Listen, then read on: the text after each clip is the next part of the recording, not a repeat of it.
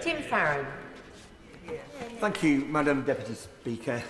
Cumbria mourns the loss of Her Majesty Queen Elizabeth II, and I personally and all of us in our county want to express our genuine and deep condolences to the royal family. We have lost our Queen, and it touches every one of us. We can tell in the contributions so far today that this is a personal loss for us, but how much more is it a personal loss for those who have lost a mother, a grandmother, a great-grandmother?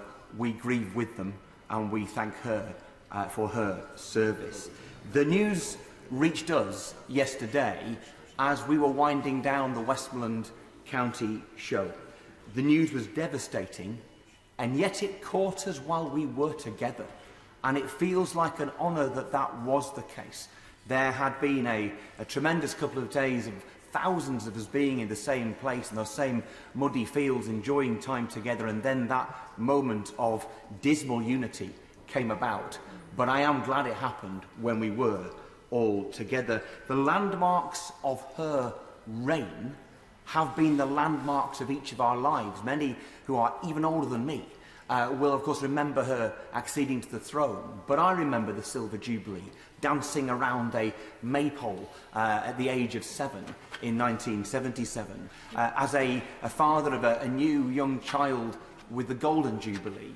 We think of the Diamond Jubilee and the joy earlier this year of the Platinum Jubilee.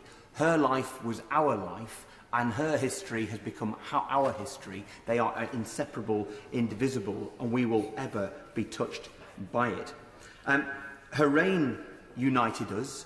Her passing must also too, and I believe it has, and it will already, as we transfer our allegiance to her beloved son, King Charles III.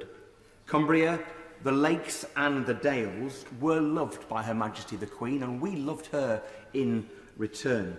Her visits to Cumbria were always massively special to us, and relatively recently her visits to Kendal and Windermere, where she was presented with Westmoreland wildflowers to honour her, with Lakeland wool to warm her, and Kendal mint cake to sustain her.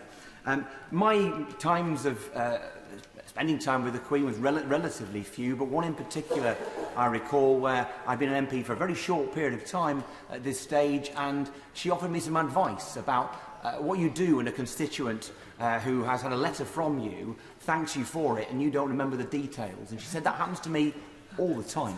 And I always say, it's the least I could do, which is a wonderful get-out phrase, and I confess to a few of my constituents I have occasionally deployed it. As has been said, Her Majesty did not seek her office. She practised it with utter humility, the most famous human being on planet Earth, and yet she acted with a grace and humility that none of us here, no offence, please, has ever managed to match. So she was a constant to us all, and has been said already, but the constant in her life was her faith in Jesus Christ.